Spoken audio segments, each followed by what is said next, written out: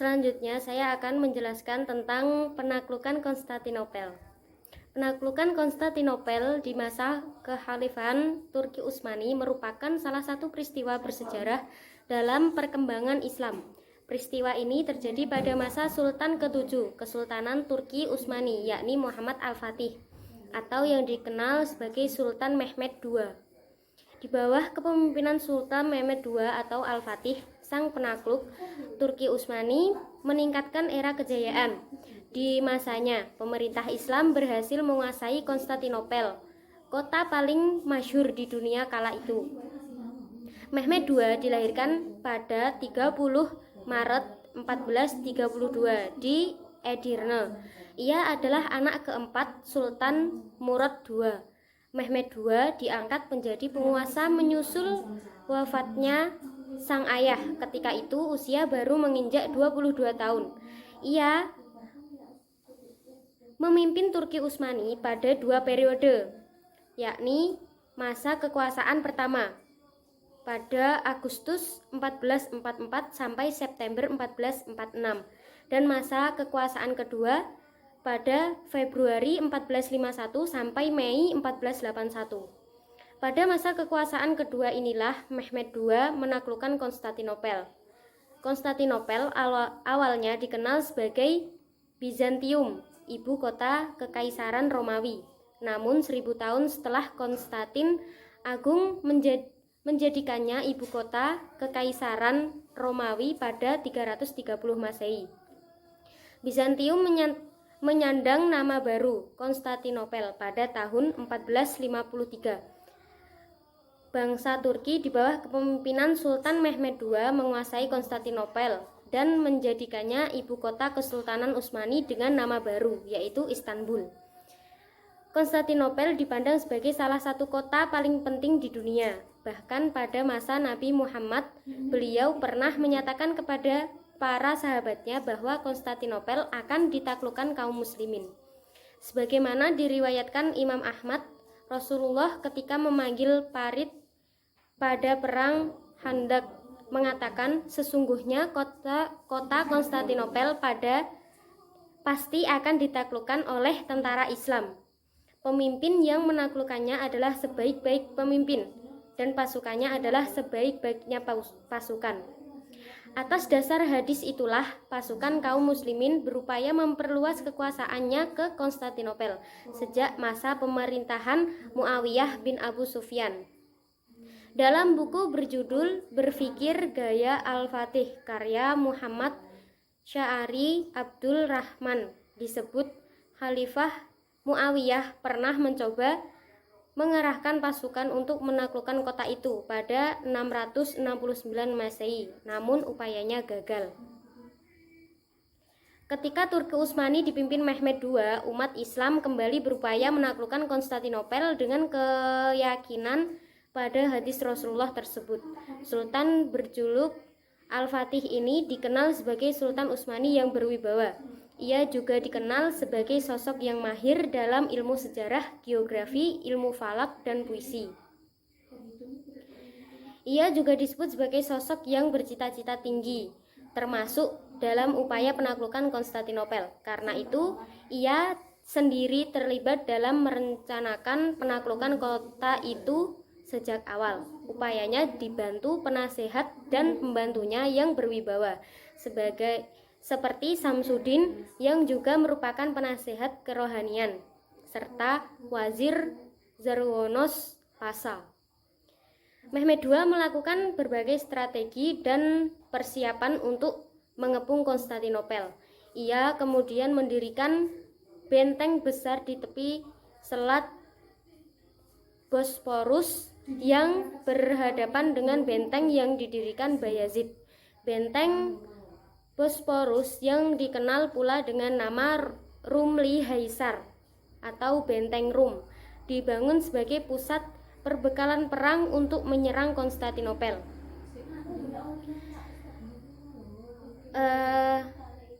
Tidak mudah upaya penaklukan Konstantinopel ini sebab setelah 2 pekan serangan dilancarkan, kota ini masih mampu bertahan. Salah satu faktor kegagalan itu karena keterbatasan serangan yang dilancarkan dari barat. Oleh karena itu, pada 21 April hingga 22 April Mehmed II mengerahkan kapal perangnya agar diseret melalui Bukit Galata menuju wilayah Tanduk Emas. Serangan pun dilakukan dari laut agar lebih efektif dengan bantuan kayu bulat yang dihaluskan menggunakan lemak sapi. Satu landasan diwujudkan guna memudahkan kapal itu diseret menaiki bukit.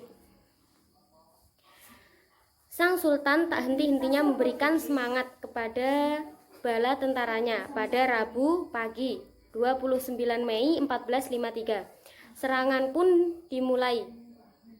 Serangan terencana ini akhirnya membuahkan hasil. Kota Konstantinopel pun jatuh ke tangan Turki Utsmani. Menyusul penaklukan itu, Konstantinopel menyandang nama baru, yakni Istanbul.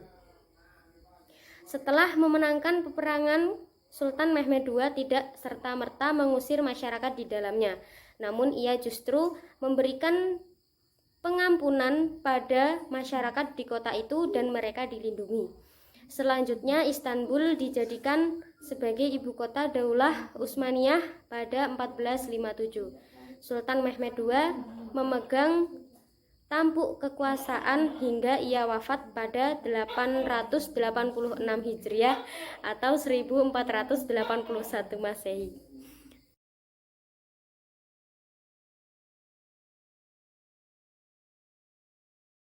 Assalamualaikum warahmatullahi wabarakatuh.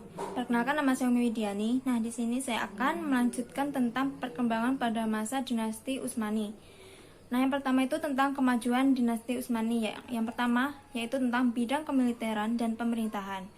Nah, untuk pertama kali, kekuatan militer kerajaan ini mulai diorganisasikan dengan baik dan teratur ketika kontak senjata dengan Eropa. Ketika itu pasukan tempur yang besar sudah terorganisasi.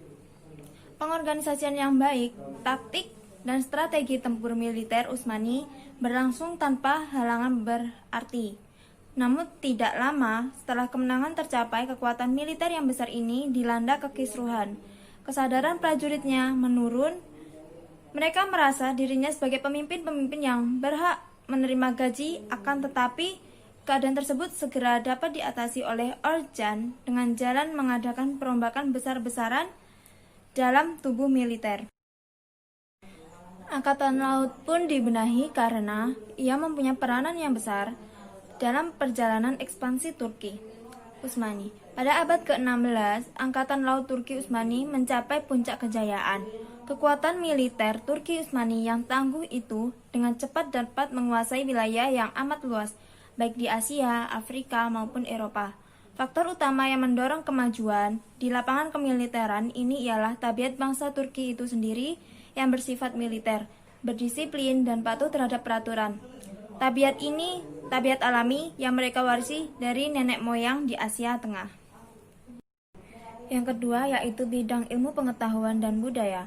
Kebudayaan Turki Utsmani merupakan perpaduan bermacam-macam kebudayaan, di antaranya adalah kebudayaan Persia, Bizantium, dan Arab.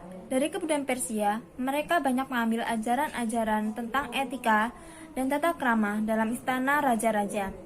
Organisasi pemerintahan dan kemiliteran banyak mereka serap dari Bizantium, sedangkan ajaran-ajaran tentang prinsip-prinsip ekonomi, sosial, dan kemasyarakatan, keilmuan, dan huruf mereka terima dari bangsa Arab. Nah, orang-orang Turki Utsmani ini memang terkenal dengan bangsa yang suka dan mudah berasimilasi dengan bangsa asing dan terbuka untuk menerima kebudayaan luar. Hal ini mungkin karena mereka masih miskin dengan kebudayaan. Bagaimanapun sebelumnya, mereka adalah nomad yang hidup di dataran Asia Tengah. Mereka banyak berkiprah dalam pengembangan seni arsitektur Islam berupa bangunan-bangunan indah seperti Masjid Al-Muhammadi atau Masjid Jami' Sultan Muhammad Al-Fatih, Masjid Agung Sulaiman, dan Masjid Abi Ayyub Al-Ansori. Masjid-masjid tersebut dihiasi pula dengan kaligrafi yang indah. Salah satu masjid yang terkenal dengan keindahan kaligrafinya adalah masjid yang asalnya gereja Hagia Sophia. Hiasan kaligrafi itu dijadikan penutup gambar-gambar Kristiani yang ada sebelumnya. Yang ketiga yaitu bidang keagamaan. Nah, agama dalam tradisi masyarakat Turki mempunyai peranan besar dalam lapangan sosial politik. Masyarakat digolong-golongkan berdasarkan agama dan kerajaan sendiri. Sangat terikat dengan syariat sehingga fatwa ulama menjadi hukum yang berlaku. Karena itu ulama mempunyai tempat tersendiri dan berperan besar dalam kerajaan yang masyarakat. Mufti sebagai pejabat urusan agama tertinggi berwenang memberi fatwa resmi terhadap problema keagamaan yang dihadapi masyarakat. Tanpa legitimasi mufti, keputusan hukum bisa tidak berjalan. Pada masa Turki Utsmani, tarekat juga mengalami kemajuan. Tarekat yang paling berkembang ialah tarekat Bektashi dan tarekat Maulawi. Kedua tarekat ini banyak dianut oleh kalangan sipil dan militer. Tarekat Bektashi mempunyai pengaruh yang amat dominan di kalangan tentara Janissary, sehingga mereka sering disebut tentara Bektashi. Sehingga tarekat Maulawi mendapat dukungan dari para penguasa dalam mengimbangi Janissary Bektashi. Nah, yang keempat yakni bidang ekonomi dan keuangan negara. Pada masa puncak kemajuannya, semua daerah dan kota penting yang menjadi pusat perdagangan dan perekonomian jatuh ke tangannya. Daerah-daerah yang ditaklukkan dari segi ekonomi merupakan masukan bagi sumber ekonomi kerajaan. Dengan demikian, tidak mengherankan jika dinasti Turki Utsmani mendapat kemajuan ekonomi melalui perdagangan. Sebagai contoh kegiatan perdagangan itu adalah adanya kerjasama perdagangan antara dinasti Turki Utsmani dengan Inggris, Genoa, dan Venesia dalam jual beli jagung, kacang-kacangan, dan timah pada abad ke-16 Masehi. Yang kelima yaitu sosial politik dan administrasi negara. Kemajuan dan perkembangan ekspansi kerajaan Utsmani berlangsung dengan cepat. Hal ini diikuti pula oleh kemajuan dalam bidang politik, terutama dalam hal mempertahankan eksistensinya sebagai negara besar. Selain itu, tradisi yang berlalu saat itu telah membentuk stratifikasi yang membedakan secara menyolok antara kelompok penguasa small group of rulers dan rakyat biasa atau lords mass. Penguasa yang begitu kuat itu bahkan memiliki keistimewaan. Di antara keistimewaan itu adalah yang pertama, pengakuan dari bawahan untuk loyal pada sultan dan negara. Yang kedua, penerimaan dan pengamalan serta sistem berpikir dalam bertindak dalam agama yang dianut merupakan kerangka yang integral. Yang ketiga, pengetahuan dan amalan tentang sistem adat yang rumit. Yang keenam, yaitu adalah bidang ekspansi. Secara umum, proses perluasan wilayah kekuasaan Turki Utsmani dapat dibagi menjadi dalam dua periode. Periode pertama dimulai pada masa Sultan Utsmani sampai dengan datangnya serangan tentara Mongol yang dipimpin oleh Timur Leng. Periode kedua adalah periode pasca serangan Timur Leng. Perkembangan yang kedua yakni periodisasi. Nah, periodisasi ini tuh terdapat 5. Nah, yang pertama itu periode pertama pada tahun 1229 sampai tahun 1402 Masehi. Periode ini dimulai dari berdirinya kerajaan, ekspansi pertama sampai kehancuran sementara oleh serangan Timur Leng. Sultan-sultan yang memimpin pada periode ini adalah Utsman I, Orkan, Murad I, dan Bayazid I. Pada periode kedua, yakni pada tahun 1402 sampai 1556 Masehi. Periode ini ditandai dengan restorasi kerajaan dan cepatnya pertumbuhan sampai pada ekspansinya yang terbesar, khususnya pada masa Sultan Salim I, putra Sultan Bayazid II. Nah, pada periode ini, dinasti Turki Utsmani mencapai masa keemasannya pada masa pemerintahan Sulaiman I Al-Qanuni. Wilayahnya meliputi daratan Eropa hingga Austria, Mesir, Afrika Utara, Aljazair, Asia hingga ke Persia, serta melingkupi Lautan Hindia, Laut Arabia, Laut Merah, Laut Tengah, dan Laut Hitam. Ia dijuluki Al-Qanuni karena memberlakukan undang-undang di negerinya. Orang Barat menyebutnya The Magnificent, Sulaiman yang Agung, karena Al-Qanuniyalah yang menyebut dirinya sultan dari segala sultan. Pada periode ketiga, yakni pada tahun 1556 sampai 1699 Masehi. Periode ini ditandai dengan kemampuan dalam mempertahankan wilayah karena masalah perang yang terus-menerus terjadi karena alasan domestik. Di samping itu juga gempuran dari daerah luar.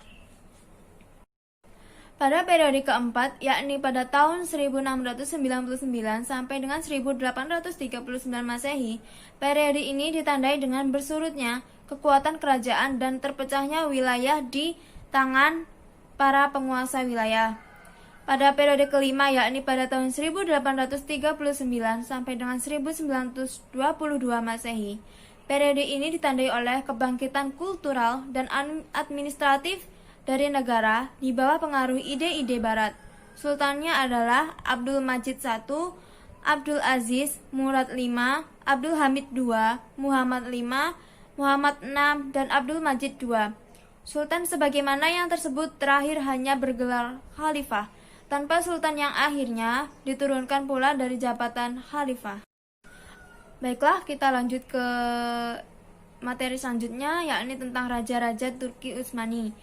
Nah, yang pertama yakni Sultan Utsman bin Urtogal dari tahun 699 sampai dengan 726 Hijriah atau 1294 sampai dengan 1326 Masehi. Nah, pada tahun 699 Hijriah ini, Utsman melakukan perluasan kekuasaannya sampai ke Romawi, Bizantium setelah ia mengalahkan Alauddin Saljuk. Utsman diberi gelar sebagai Padishah Al-Utsman, Raja Besar Keluarga Utsman. Gelar inilah yang dijuluki sebagai Daulah Utsmaniyah. Utsman berusaha memperkuat tentara dan memajukan negerinya kepada raja-raja kecil.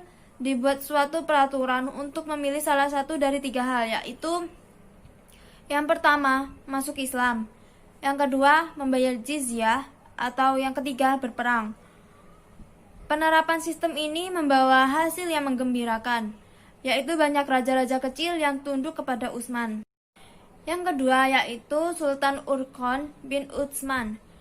Pada tahun 726 sampai dengan 761 Hijriah atau 1326 sampai dengan 1359 Masehi. Sultan Urkon adalah putra Utsman I. Sebelum Urkon ditetapkan menjadi raja, ia telah banyak membantu perjuangan ayahnya. Dia telah menjadikan Braus sebagai ibu kota kerajaannya. Pada masa pemerintahannya, dia berhasil mengalahkan dan menguasai sejumlah kota di Selat Dardanil. Tentara baru yang dibentuk oleh Urkon I diberi nama Inkisyaiyah. Pasukan ini dilengkapi dengan persenjataan dan pakaian seragam. Di zaman inilah pertama kali dipergunakan senjata seperti meriam. Yang ketiga yakni Sultan Murad I bin Urkon pada tahun 761 sampai dengan 791 Hijriah atau 1359 sampai dengan 1389 Masehi. Yakni pengganti Sultan Urkon adalah Sultan Murad I. Selain memantapkan keamanan di dalam negerinya, Sultan juga meneruskan perjuangan dan menaklukkan beberapa daerah ke benua Eropa. Ia menaklukkan Adrianopel yang kemudian dijadikan sebagai ibu kota kerajaan yang baru serta membentuk pasukan berkuda atau kavaleri. Nah, perjuangannya itu terus dilanjutkan dengan menaklukkan Makedonia, Sofia, ibu kota Bulgaria, dan seluruh wilayah bagian utara Yunani. Yang keempat yakni Sultan Bayazid I bin Murad pada tahun 791 sampai dengan 805 Hijriah atau 1389 sampai dengan 1403 Masehi.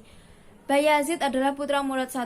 Ia meneruskan perjuangan ayahnya dengan memperluas wilayahnya seperti Aden, Sarukan, dan mutasnya di Asia Kecil dan negeri-negeri bekas kekuasaan Bani Saluki.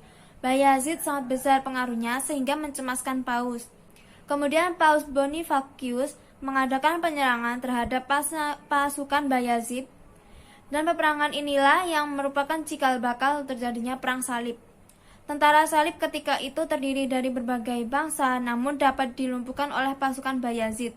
Namun pada peperangan berikutnya ketika melawan Timur Leng di Ankara, Bayazid dapat ditaklukkan sehingga mengalami kekalahan, dan ketika itu Bayazid bersama putranya Musa tertawan dan wafat dalam tahanan Timur Leng. pada tahun 1403 Masehi. Yang kelima yakni Sultan Muhammad I bin Bayazid dari tahun 816 sampai dengan 824 Hijriah atau 1403 sampai dengan 1421 Masehi. Kekalahan Bayazid membawa akibat buruk terhadap penguasa-penguasa Islam yang semula berada di bawah kekuasaan Turki Utsmani, sebab satu sama lain berebutan seperti wilayah Serbia dan Bulgaria. Melepaskan diri dari Turki Utsmani, suasana buruk ini baru berakhir setelah Sultan Muhammad I putra Bayazid dapat mengatasinya. Sultan Muhammad I berusaha keras menyatukan kembali negaranya yang telah bercerai-berai itu pada keadaan semula. Yang keenam, yakni Sultan Murad II bin Muhammad pada tahun 824 sampai dengan 855 Hijriah atau 1421 sampai dengan 1451 Masehi. Sepeninggalannya Sultan Muhammad I, pemerintahan diambil alih oleh Sultan Murad II. Cita-citanya adalah melanjutkan usaha perjuangan Muhammad I. Perjuangan yang dilaksanakannya adalah untuk menguasai kembali daerah-daerah yang terlepas dari kerajaan Turki Utsmani sebelumnya. Daerah pertama yang dikuasainya adalah Asia Kecil, Salonika, Albania, Falok, dan Hungaria. Yang terakhir atau yang ketujuh yakni Sultan Muhammad Al-Fatih pada tahun 855 sampai dengan 886 Hijriah atau 1451 Masehi sampai dengan 1481 Masehi.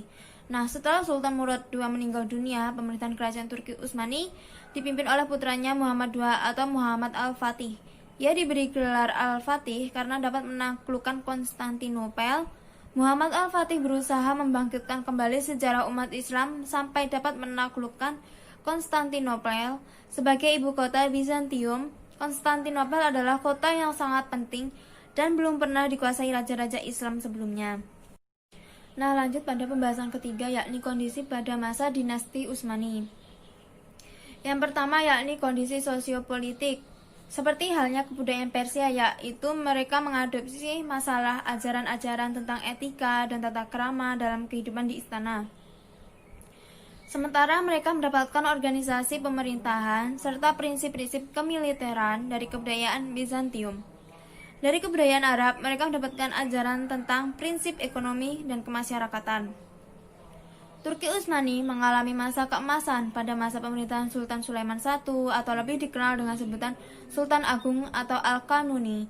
Wilayahnya mencapai kawasan yang sangat luas, meliputi daratan Eropa hingga Australia, Mesir, Afrika Utara hingga ke Aljazair, dan Asia hingga ke Persia.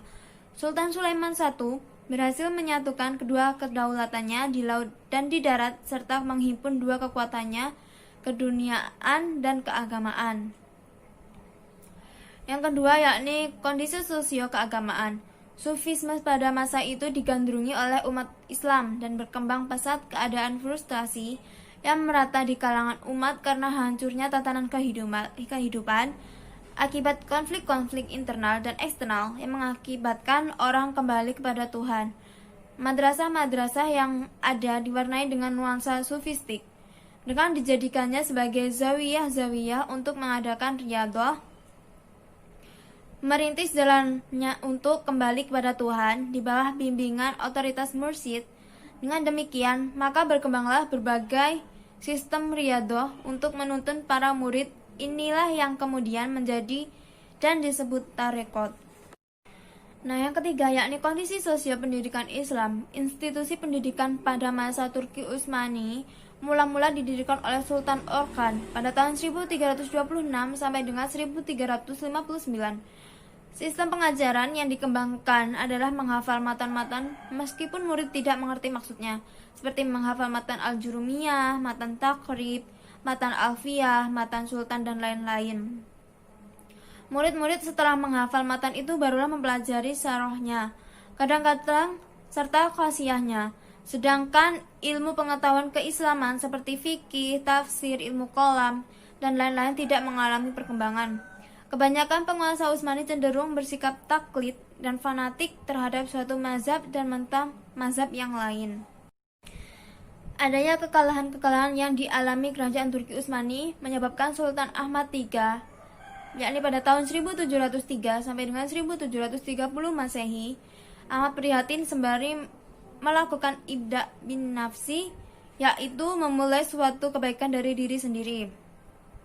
Langkah pertama yang diambil adalah dengan pengiriman duta-duta ke Eropa untuk mengamati keunggulan Barat. Selanjutnya menyampaikan hasil-hasil penelitian tersebut pada Sultan. Salah satu implikasi dari adanya penelitian tersebut, muncul ide dari Sultan untuk mendirikan sekolah teknik militer yang mengajarkan taktik, strategi, serta teknik militer. Selain militer, Turki mengembangkan ilmu pengetahuan dengan cara mendirikan percetakan Istanbul pada tahun 1727 Masehi sebagai cara mempermudah akses buku-buku pengetahuan, mencetak buku-buku tentang ilmu kedokteran, ilmu kolam, ilmu pasti, astronomi, sejarah, kitab hadis, fikih, dan tafsir. Selain itu, pada tahun 1717 Masehi, beliau mendirikan lembaga terjemah yang bertugas menerjemahkan buku-buku dalam berbagai bidang ilmu pengetahuan ke dalam bahasa Turki.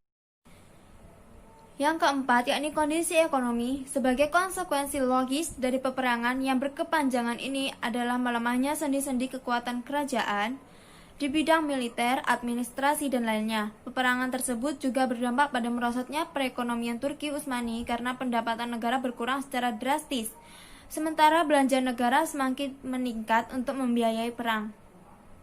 Akibat perang yang berkesinambungan tak kunjung usai berakibat pada lemahnya perekonomian negara, dan tentu juga berakibat kesejahteraan umum menjadi terabaikan.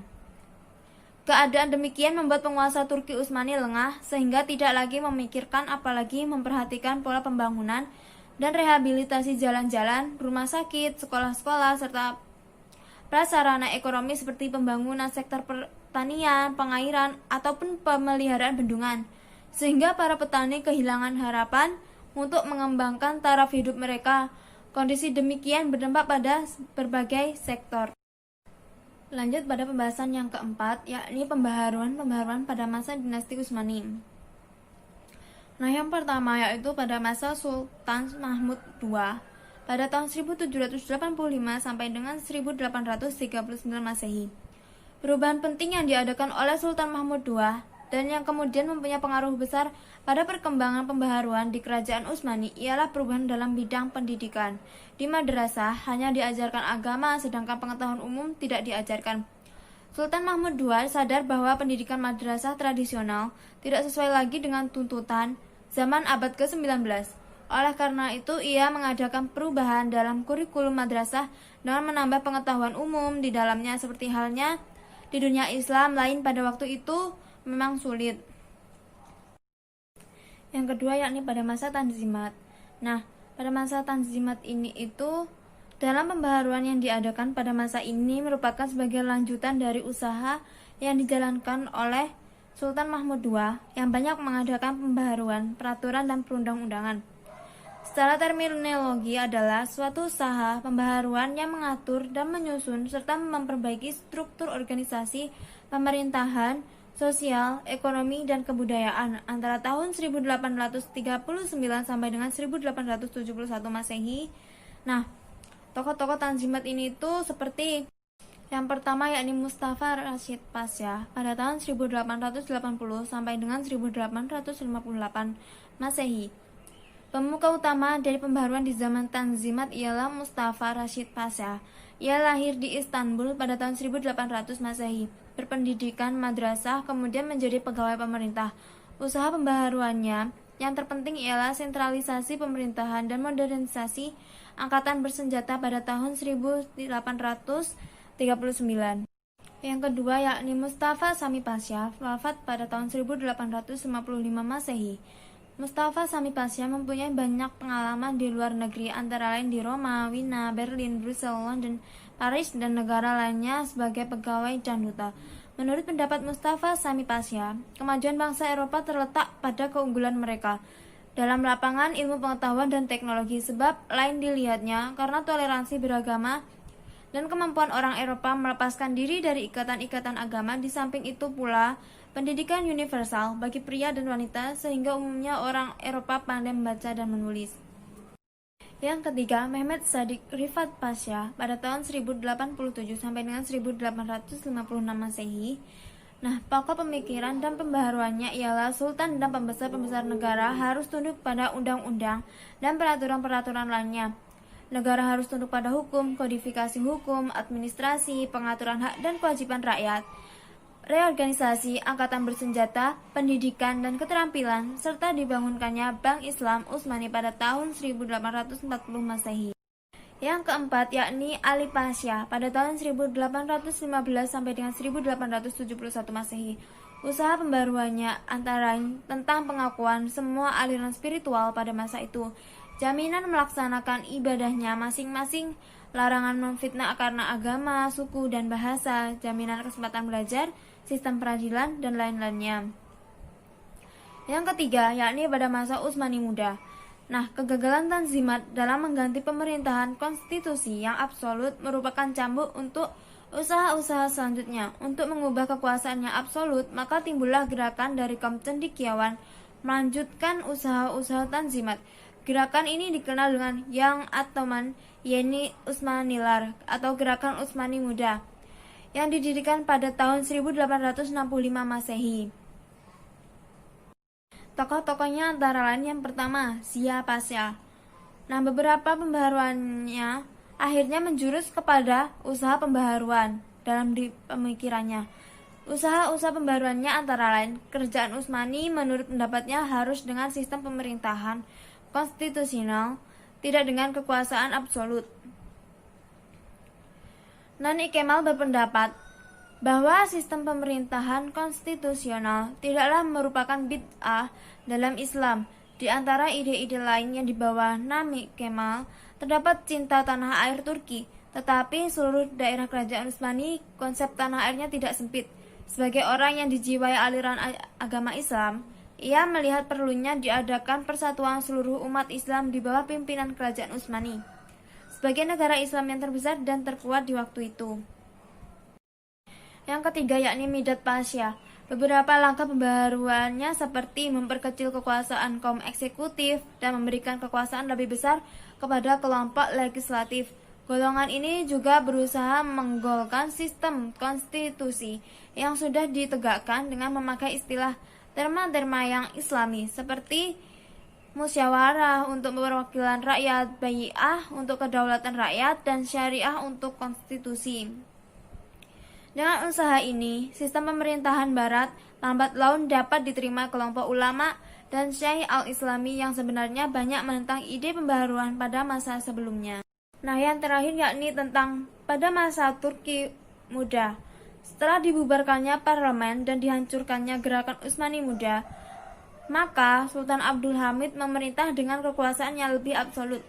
Kebebasan berbicara dan menulis tidak ada. Dalam suasana yang demikian timbullah gerakan oposisi terhadap pemerintah yang absolut, yakni Sultan Abdul Hamid, sebagaimana halnya di zaman yang lalu dengan Sultan Abdul Aziz. Gerakan oposisi di kalangan perguruan tinggi mengambil bentuk perkumpulan rahasia di kalangan cendekiawan dan pimpinan-pemimpinannya lari ke luar negeri dan di sana melanjutkan oposisi mereka, dan gerakan di kalangan militer menjelma dalam bentuk komite-komite rahasia. Tokoh-tokohnya antara lain yang pertama yakni Ahmad Riza pada tahun 1859 sampai dengan 1930 Masehi. Yakni pembaruannya adalah ingin mengubah pemerintahan yang absolut kepada pemerintahan konstitusional, karena menurutnya akan menyelamatkan kerajaan Utsmani dari keruntuhan adalah melalui pendidikan dan ilmu pengetahuan positif dan bukan dengan teologi atau metafisika. Yang kedua yakni Mehmet Murad pada tahun 1853 sampai dengan 1912 Masehi. Ia berpendapat bahwa bukanlah Islam yang menjadi penyebab mundurnya kerajaan Utsmani dan bukan pula rakyatnya. Namun sebab kemunduran itu terletak pada sultan yang memerintah secara absolut. Oleh karena itu, menurutnya kekuasaan sultan harus dibatasi. Ia mengusulkan didirikan satu badan pengawas yang tugasnya mengawasi jalannya undang-undang agar tidak dilanggar oleh pemerintah. Di samping itu diadakan pula Dewan Syariat Agung yang anggotanya tersusun dari wakil-wakil negara Islam di Afrika dan Asia, dan ketuanya Syekh al-Islam Kerajaan Utsmani. Yang terakhir yakni Pangeran Shahabuddin pada tahun 1887 sampai dengan 1948. Menurutnya yang pokok adalah perubahan sosial, bukan pergantian sultan. Kenapa? Masyarakat Turki sebagaimana masyarakat timur lainnya mempunyai corak kolektif, dan masyarakat kolektif tidak mudah berubah dalam menuju kemajuan. Dalam masyarakat kolektif, orang tidak percaya diri sendiri, oleh karena itu ia tergantung pada kelompok atau suku, sedangkan masyarakat yang dapat maju menurutnya adalah masyarakat yang tidak banyak bergantung kepada orang lain, tetapi sanggup berdiri sendiri dan berusaha sendiri untuk mengubah keadaannya. Assalamualaikum warahmatullahi wabarakatuh. Saya Violia. Di sini saya akan mempresentasikan tentang dinasti Utsmani. Kerajaan Turki Utsmani mulai menampakkan kemunduran pasca wafatnya Sultan Sulaiman Al-Qununi pada 1566 Masehi. Setelah Sultan Sulaiman wafat, Sultan Salim II naik tahta di masa pemerintahan Sultan Salim II. Sultan Turki Utsmani terlibat pertempuran dengan armada laut Kristen yang terdiri dari Angkatan Laut Spanyol, Angkatan Laut Budukia, Angkatan Laut Sri Paus, dan kapal-kapal para pendeta Malta yang dipimpin oleh Don Juan dari Spanyol. Armada laut Utsmani mengalami kekalahan pada pertempuran itu dan mengakibatkan Tunisia dikuasai musuh. Namun, tahun 1575 Masehi, Tunisia dapat direbut kembali oleh Sultan Murad III di bawah kekuasaan Sultan Murad III. Sultan Utsmani berhasil menguasai Tiflis di Laut Hitam pada 1577 Masehi dan merampas Tibris, ibu kota Safawi. Tidak berhenti di situ, armada Utsmani juga menundukkan Georgia dan mencampuri urusan dalam negeri Polandia tahun 1593. Armada Utsmani menundukkan gubernur Bosnia dan menguasai kotanya. Sultan Murad III dikenal juga sebagai sultan yang memperangi jelek. Akibat moral yang buruk menyulut kekacauan yang di dalam negeri. Saat ia berkuasa, roda pemerintahan dijalankan oleh wazirnya yang cerdas, Mehmet Sukulu. Walaupun berperangi kurang baik, beberapa kebijakan seperti memberikan 100.000 uang mas lira kepada pensiunan tentara dan pelarangan minuman keras mampu mencegah gejolak di dalam negeri. Namun dampak buruk terjadi pada saat putra bernama Sultan Muhammad III atau Mehmet III naik tahta. Sultan ini membunuh 19 saudara laki-lakinya dan menenggelamkan 10 orang janda-janda ayahnya untuk mengamankan kedudukan sebagai sultan. Di saat itulah Austria menghajar Kesultanan Utsmani. Pemerintahan Utsmani terlihat semakin payah di mata bangsa-bangsa Eropa. Sultan Ahmad pertama yang naik tahta mengganti Muhammad III berusaha sekuat tenaga mengendalikan situasi dalam negeri, namun tidak berhasil. Tahun 1617 Sultan Ahmad I yaitu Mustafa I menggantikan Sultan Ahmad I ketika saudara berkuasa Mustafa I dikurung dalam penjara selama 14 tahun karena dikabarkan mengidap sakit saraf. Ia baru bebas dan mendapatkan tahtanya setelah Sultan Ahmad I wafat. Utsman II berkuasa saat berusia 14 tahun. Berkat didikan ibunya, Utsman II tampil sebagai sultan yang cerdas, progresif, dan menguasai banyak bahasa. Kiprah yang dilakukan adalah mendatangani perjanjian damai dengan Safawi yang saat itu diperintah oleh Safi Mirza. Utsman II juga memimpin serangan menaklukkan Polandia. Pasukan gagal dan dipaksa mendatangani perjanjian damai. Sultan Utsman II yang masih muda akhirnya tumbang setelah niatnya gagal untuk menghapus pasukan Janissary yang dianggapnya berbahaya, digantikan dengan pasukan etnis Turki yang lebih loyal padanya. Pasukan Janissary adalah pasukan infanteri yang terbentuk dari para mujahid dan orang-orang Romawi yang masuk Islam. Pasukan ini berperan penting baik dalam pertempuran maupun dalam kondisi damai. Juga menjadi pengawal para sultan Turki Utsmani. Pasukan Janissary memberontak dan menangkap Sultan Utsman II. Penguasa ini akhirnya membunuh di penjara pada 20 Mei 1622. Kematian Utsman II membuat Mustafa I kembali naik tahta. Namun ia hanya memerintah 1 tahun dari 1622 sampai 1623. karena fatwa Syekh al-Islam yang menyuruhnya turun tahta untuk digantikan Sultan Murad IV, anak Sultan Ahmed pertama. Sultan Murad IV segera memperbaiki kondisi dalam negeri dengan menertibkan pemerintahan dan menguasai kembali pasukan Jenisari yang pernah menumbangkan Utsman II. Korupsi berantas, alkohol, kopi, dan tembakau dilarang konsumsi. Hukuman mati adalah ganjaran bagi yang membangkang perintahnya. Sultan-sultan Turki Utsmani berikutnya tidak mampu mempertahankan wilayahnya yang luas.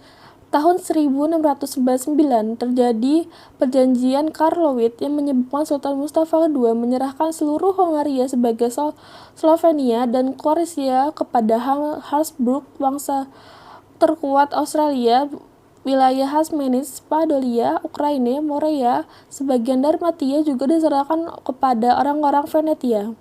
Ketika Sultan Abdul Al-Hamid naik tahta, wilayah kekuasaan yang diwarisi semakin kecil. Ia juga harus membagi wilayah kepada Catherine II dari Rusia melalui perjanjiannya Kinarja. Perjanjian tersebut menyebabkan kerajaan Utsmani harus menyerahkan benteng-benteng di Laut Hitam kepada Rusia dan Sultan yang mengakui kemerdekaan Kirman atau Kirmia. Salah satu negeri-negeri di Eropa mulai memerdekakan diri dari Kesultanan Utsmani. Di Timur Tengah pun terjadi pemberontakan di Mesir. Bangsa Mamalik bangkit berkuasa di bawah Ali Bey tahun 1770 di Lebanon dan Syria. Gerakan perlawanan terhadap Kesultanan Utsmani dipicu oleh pimpinan Rus, yaitu Fakhr al-Din, yang berhasil menguasai Palestina. Ba-al-Baq yang mengancam Damaskus pada 1610 Masehi. Di Persia, Kesultanan Utsmani direpotkan oleh perlawanan di kerajaan Safawi. Di Arabia muncul kekuatan baru, yaitu aliansi Muhammad bin Ibnu Abdul Wahhab, yaitu pelopor Wahabiyah yang bekerjasama dengan Ibnu Saud, penguasa lokal Arab. Di awal abad 18, gerakan aliansi tersebut berhasil menguasai beberapa daerah di Jazirah Arab. Gerakan perlawanan dan upaya berbagai negara untuk membebaskan diri dari kekuasaan Turki Utsmani berlangsung semakin keras. Tidak saja dilakukan di wilayah-wilayah dominan menganut Islam, namun berlangsung pula di daerah-daerah yang tidak menganut Islam. Salah satu pemicu runtuhnya kekuasaan Turki Utsmani adalah karena wilayah yang sangat luas sehingga memerlukan pengelolaan yang rumit dan kompleks, yang tidak mengimbanginya dengan sistem administrasi yang tepat, dan perparah dengan konflik internal di kalangan penguasa kesultanan. Lemahnya karakter para Sultan Turki Utsmani juga menjadi faktor runtuhnya sistem kesultanan. Ketika terjadi pembaruan politik yang semakin keras di awal abad 20, akhirnya Kesultanan Turki Utsmani yang pernah mencapai puncak keemasan di masa Sultan Sulaiman Al-Qununi 2 abad silam akhirnya runtuh di masa Sultan Mehmed IV. Sultan Turki Utsmani terakhir itu wafat di pengasingan tahun 1926. 2 tahun sebelum wafat, Kesultanan Turki Utsmani diganti dengan berdirinya Republik Turki pada tanggal 3 Maret 1924. Sekian dari saya, kiranya ada salah. Wassalamualaikum warahmatullahi wabarakatuh.